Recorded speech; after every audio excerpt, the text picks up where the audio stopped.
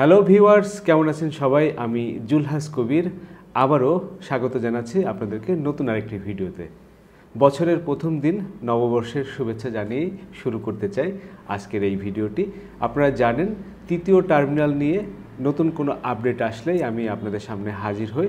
তেমনি নতুন বছরের শুরুতেই আপনাদের একটি নতুন তথ্য দিয়ে এই বছরটি শুরু করতে চাই। তৃতীয় টার্মিনালের চুক্তি প্রায় শেষ পর্যায়ে, চুক্তি হতে যাচ্ছে জাপানের একটি কোম্পানির সঙ্গে। সেই সংবাদটি আপনাদের সঙ্গে আজকে শেয়ার করব। তো শুরুতেই আপনাদেরকে জানাই যে হযরত শাহজালাল আন্তর্জাতিক বিমানবন্দরে যে টার্মিনাল 3 অর্থাৎ থার্ড টার্মিনাল যেটি নির্মাণ হতে যাচ্ছে, সেই থার্ড টার্মিনাল উদ্বোধনের একেবারে দ্বারপ্রান্তে। সেই উদ্বোধনের আগে একটি কোম্পানির সঙ্গে তাদের চুক্তি হওয়ার কথা ছিল। সেই চুক্তিটি হচ্ছিল না বিধায় কিন্তু এত সময় ক্ষেপণ হচ্ছিল এটির কার্যক্রমে আসতে।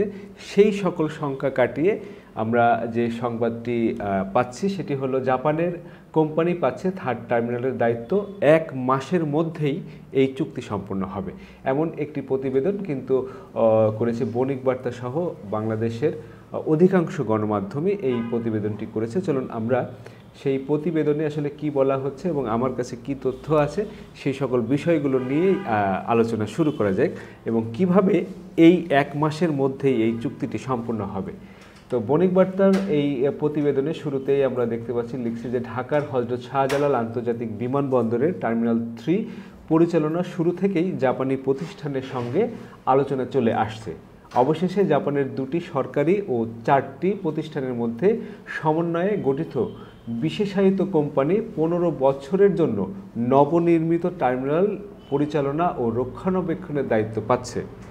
দেশটির কনসোর্টিয়ামের সঙ্গে 1 মাসের মধ্যে এই সম্পর্কিত চূড়ান্ত চুক্তি স্বাক্ষর হবে বলে আশা করছেন বেসামরিক বিমান চলাচল বা বেবিচক কর্তৃপক্ষ।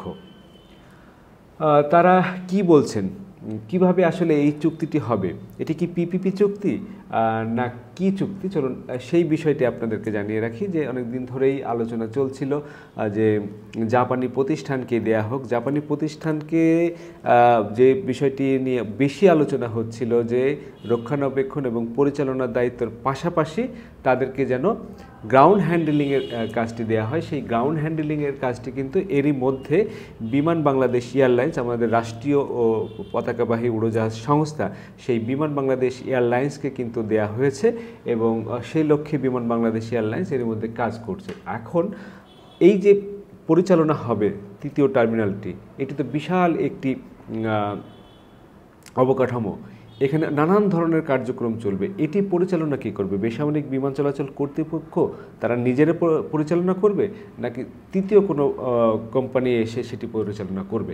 সেটির জন্য শুরু থেকেই কিন্তু জাপানি কোনো কোম্পানিকে দিয়ে করার জন্য কিন্তু বেসামরিক বিমান চলাচল কর্তৃপক্ষ তারা কিন্তু আগ্রহী ছিল এবং সেই লক্ষ্যেই তাদের সঙ্গে কথা হচ্ছিল এবং তারা কিন্তু শেষমেশ সিদ্ধান্তে আসতে পেরেছে। এখানে বেবিচক সূত্রে জানা গেছে, জাপানি কনসোর্টিয়ামের নেতৃত্বে থাকবে দেশটির বেসরকারি খাতের প্রতিষ্ঠান সুমিতোমো কর্পোরেশন। 4টি বেসরকারি প্রতিষ্ঠানের পাশাপাশি একই কনসোর্টিয়ামের অংশীদার জাপানের ministry of land infrastructure, transport and tourism ও জাপান আন্তর্জাতিক সহযোগিতা সংস্থা জাইকা।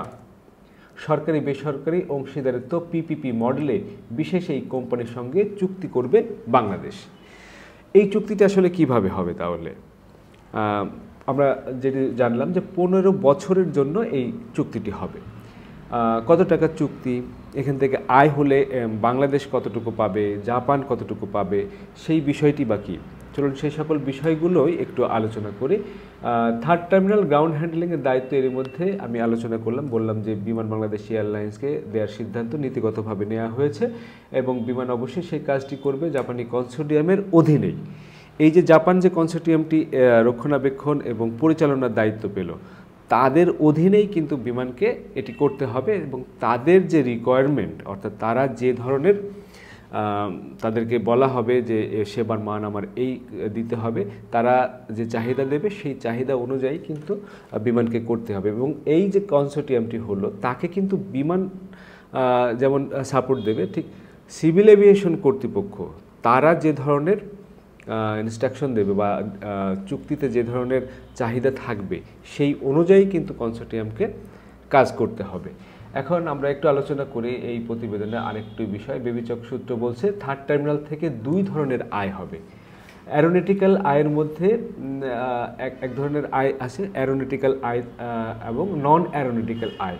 বিমানবন্দরের সার্বিক বাণিজ্য কার্যক্রম পুরোটাই থাকবে তাদের হাতে, অর্থাৎ নন অ্যারোনটিক্যাল যে আয় বিমানবন্দরের সার্বিক বাণিজ্যিক কার্যক্রমের পুরোটাই তাদের হাতে থাকবে। এই বিষয়টি যেমন এসব আয় দিয়ে টার্মিনালের যাবতীয় রক্ষণাবেক্ষণের কাজ করা হবে এবং এখান থেকে যে উদ্বৃত্ত অংশ যেটি থাকবে সেই অংশর একটি অংশ পাবে পরিচালনার দায়িত্বে থাকা জাপানি কনসোর্টিয়াম, আর বাকি অংশ পাবে সিভিল এভিয়েশন কর্তৃপক্ষ বা বাংলাদেশ। তো এখানে যত বেশি আয় করতে পারবে তত বেশি কিন্তু এটির পরিচালন ব্যয় সমস্ত কিছু এই রক্ষণাবেক্ষণ থেকে শুরু করে এই টার্মিনালের যাবতীয় যা খরচ আছে সেগুলো কিন্তু এইখান থেকেই ব্যয় করা হবে। এটি শুধু যে একটি যাত্রীবাহী টার্মিনাল তা কিন্তু না, থার্ড টার্মিনাল আন্ডারে কিন্তু আমি আপনাদেরকে বলি আমদানি এবং রপ্তানি যে কার্গো ভিলেজ সেটিও কিন্তু এই প্রকল্পের আন্ডারে থাকবে। সো ওখান থেকে কিন্তু বড় একটি অংশ কার্গো থেকে আমদানি হবে। এই আমদানি রপ্তানি কার্গো ভিলেজ থেকে যে আয় হবে, সাথে যাত্রী পরিবহনে এই টার্মিনালের থেকে যে আয়গুলো হবে সেই আয়গুলো কিন্তু এক পরিচালনার কাজে ব্যয় হলো, 2 হলো যেই ব্যয় করার পরে যে টাকাটা থাকছে সেটার একটা অংশ জাপানকে ওই কোম্পানিকে দিতে হচ্ছে, আরেকটা অংশ বাংলাদেশ নিবে। তো সেইটি কতটুকু হবে, জাপান কতটুকু অংশ নেবে, বাংলাদেশ অংশ কতটুকু পাবে, সেই বিষয়টি কিন্তু এখনও মানে ফাইনাল হয়নি। সেই বিষয়টা নিয়ে কথাবার্তা চলছে এবং সিভিল এভিয়েশন আশাবাদী যে সেটি সুন্দর একটি চুক্তি তাদের সঙ্গে সম্ভব হবে, যাতে উভয় পক্ষই উইন উইন সিচুয়েশনে থাকতে পারে। তো এখানে আমরা একটু পড়ি যে চুক্তির খসড়া এরই মধ্যে চূড়ান্ত হয়েছে বলে জানিয়েছে বেবিচকের কর্মকর্তারা। তারা জানিয়েছেন জাপানি কনসোর্টিয়ামকে খসড়া চুক্তির জন্য রিকোয়েস্ট ফর প্রপোজাল পাঠানো হয়েছে। এটা সবচেয়ে গুরুত্বপূর্ণ।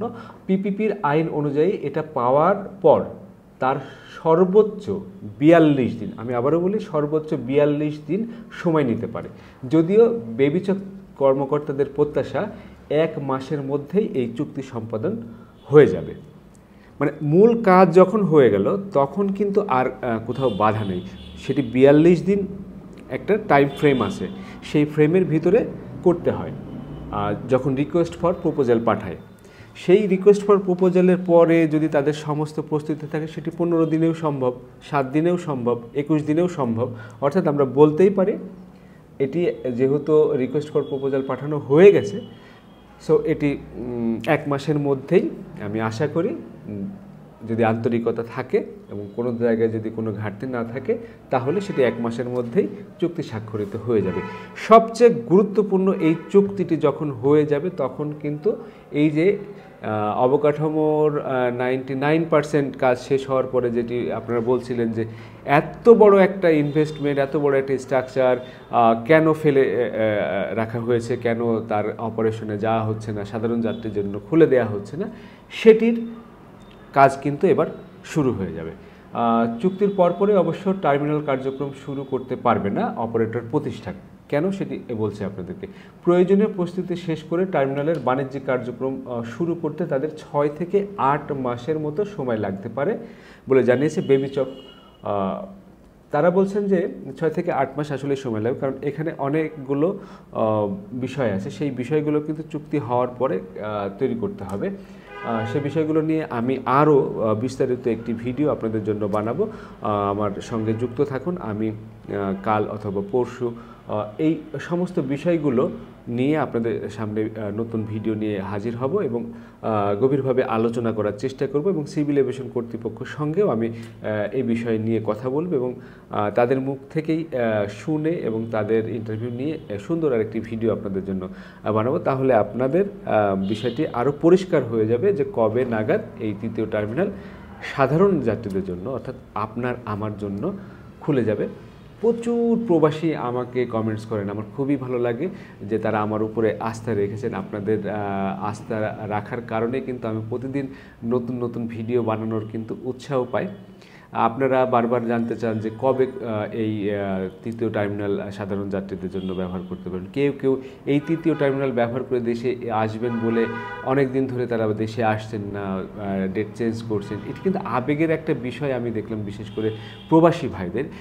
ইউরোপ, মধ্যপ্রাচ্য সহ বিভিন্ন দেশের নাগরিক যারা ওইখানে যারা বসবাস করছে দীর্ঘদিন ধরে, তারা কিন্তু একটা আগ্রহ নিয়ে বসে আছে যে এত বড় একটা অবকাঠামো, এত সুন্দর একটি আন্তর্জাতিক একটা বিমানবন্দর, এত বড় একটা টার্মিনাল হলো, সেই টার্মিনাল তারা স্বচক্ষে দেখে যাবে। কারণ একজন যখন দেশে আসে 1 থেকে 2 বছরের ব্যবধানে খুব কম লোকই কিন্তু আসে।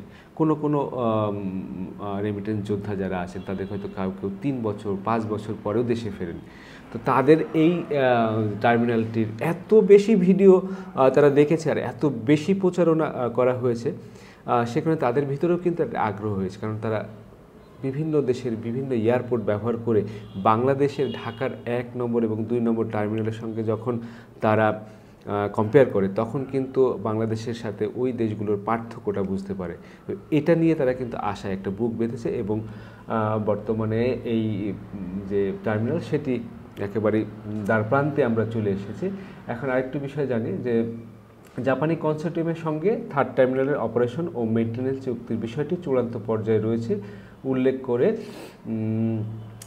তিনি বলেন যে একটি পর্যায়ের কমিটি বিষয়গুলো নিয়ে কাজ করছে। শীঘ্রই আমরা চুক্তি স্বাক্ষর করে ফেলব। এরপর আমরা 3rd টার্মিনাল অপারেশনে যাব। চুক্তি সম্পন্ন করার 5-6 মাসের মধ্যে অপারেশনে যেতে পারবে।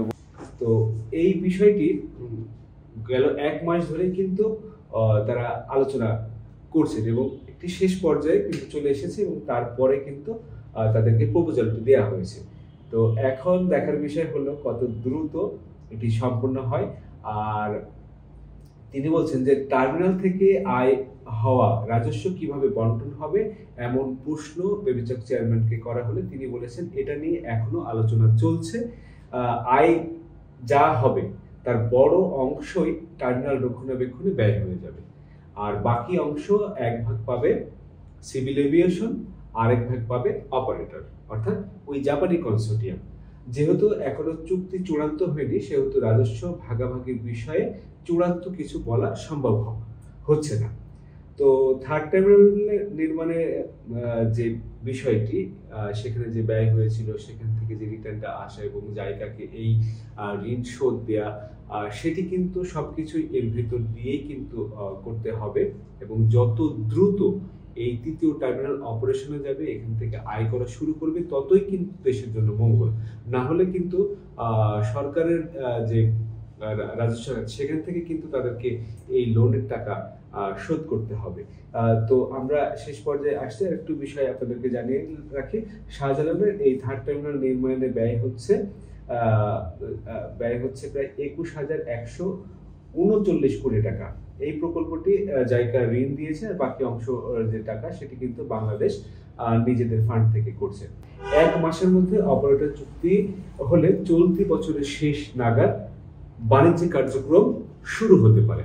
অর্থাৎ চলতি বছরের শেষ নাগাদ, ডিসেম্বরকে একটা টার্গেট করে কিন্তু আগানো হচ্ছে যে নভেম্বর ডিসেম্বরের মধ্যে তারা করে ফেলবে। বলা হচ্ছে যে 6 থেকে 8 মাস সময় লাগবে। এখন যেহেতু এপ্রিল চলছে, এপ্রিলের মাঝামাঝি, এটি যদি মে মাসের শেষ নাগাদ হয়, তখনও কিন্তু এই বছরের শেষ নাগাদ উদ্বোধন পুরো দমে এই অপারেশন চালানো সম্ভব হবে। সেটি নিয়ে আমি সিভিল এভিয়েশনে যখনই গেছি বা যতটুকু খোঁজ নিয়েছি, যতটুকু জানি, আন্তরিকতার অভাব কিন্তু নেই। সবাই কিন্তু খুব আন্তরিকতার সঙ্গে এটিকে দ্রুত বাস্তবায়ন করার জন্য, দ্রুত এই কাজগুলো শেষ করে এখানে যে নিয়োগ প্রক্রিয়ার যে কাজগুলো আছে সেগুলো করবে, তাদের ম্যান পাওয়ার যেগুলো আসবে তাদেরকে ট্রেনিং দেওয়া, বাণিজ্যিক যে স্পেসগুলো সেগুলোকে বরাদ্দ করা আর সেগুলো তৈরি করা, তারপরে আরো আনুষঙ্গিক কিন্তু অনেক কাজ বাকি রয়েছে। সেই কাজগুলো কিন্তু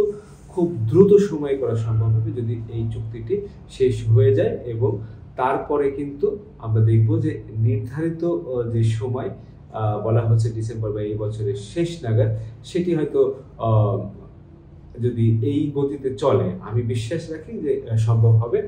সেই ক্ষেত্রে 2-1 মাস যদি এদিক সেদিক হয় তাতেও আমি মনে করি যায় আসে না। এটি হওয়া জরুরি। অনেক সময় ক্ষেপণ হয়েছে, অনেক লম্বা সময় চলে গেছে, 1 বছরের বেশি সময় এটি এভাবে পড়ে আছে। এই রাষ্ট্রীয় সম্পদ এভাবে ফেলে রাখার কোনোই মানে হয় না। যাক, অবশেষে সেই চুক্তি হয়ে গেল এবং সকল প্রস্তুতি সম্পূর্ণ যেন দ্রুত সময়ের মধ্যে হয়। এদিকে গ্রাউন্ড হ্যান্ডেলিং এর জন্য বিমান বাংলাদেশ এয়ারলাইন্স তাদের প্রস্তুতি সম্পূর্ণ করছে। আমরা দেখেছি নতুন নতুন অনেক ইকুইপমেন্ট তাদের বহরে যুক্ত হচ্ছে এবং কাঙ্ক্ষিত যে সেবা, যে মানসম্মত সেবা, আন্তর্জাতিক মানের যে সেবা, সেটিও বিমান বাংলাদেশ এয়ারলাইন্স যদি দেয়, তাদের যে বদনাম ছিল 1 নম্বর এবং 2 নম্বর টার্মিনাল ঘিরে যে অপারেশন এতদিন ধরে তারা করছে, তারা বলছিল যে অবকাঠামো উন্নয়ন না হলে বা অবকাঠামোর সংকীর্ণতার কারণে তারা কিন্তু সেই কাঙ্ক্ষিত সেবার তারা দিতে পারেনি। এবার তাদের জন্য একটা সুযোগ, তাদের জন্য চ্যালেঞ্জ, তাদেরকে যেহেতু নীতিগত সিদ্ধান্ত হয়েছে এবং তাদেরকে দেবে। সো উভয় পক্ষই যদি সঠিকভাবে কাজ করে তাহলে নিঃসন্দেহে এই বাংলাদেশ এগিয়ে যাবে এবং বাংলাদেশের এই 3য় টার্মিনাল বাংলাদেশের ভাবমূর্তি পুনরুদ্ধার করবে এবং বাংলাদেশকে বিশ্বের বুকে অনন্য এক উচ্চতায় নিয়ে যেতে সক্ষম হবে। সেই আশাবাদ ব্যক্ত করে আমি শেষ করতে চাই। তার আগে আপনাদেরকে একটু রিকোয়েস্ট, আপনারা দীর্ঘদিন ধরে যারা আমার এই ভিডিও দেখে থাকেন তাদেরকে আবারও ধন্যবাদ, কারণ আপনারা সবসময় দেখেন, কমেন্টস করেন, উৎসাহ দেন বলেই কিন্তু আমি নতুন নতুন ভিডিও বানাতে উৎসাহ বোধ করি এবং নতুন তথ্য পেলে আপনাদের সামনে হাজির হই।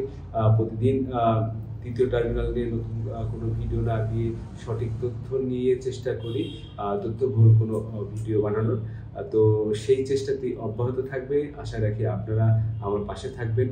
এই ভিডিওটি কেমন লাগলো সেটি অবশ্যই কমেন্ট বক্সে লিখে জানাতে পারেন এবং আপনাদের ভালো লাগলে এটি শেয়ার করতে পারেন, সেই অনুরোধটুকু থাকলো। আর আপনারা যারা নতুন আমার এই চ্যানেলে, তাদের কাছে একটা অনুরোধ, আপনার যদি এই ভিডিওটি ভালো লাগে এবং আমার চ্যানেলটি আপনারা ঘুরে দেখে আসতে পারেন। আমার ভিডিওগুলো দেখে যদি আপনার মনে হয় যে না জুলহাস কবিরের সঙ্গে থাকা যায়, সেক্ষেত্রে আপনারা একটি সাবস্ক্রাইব করতে পারেন।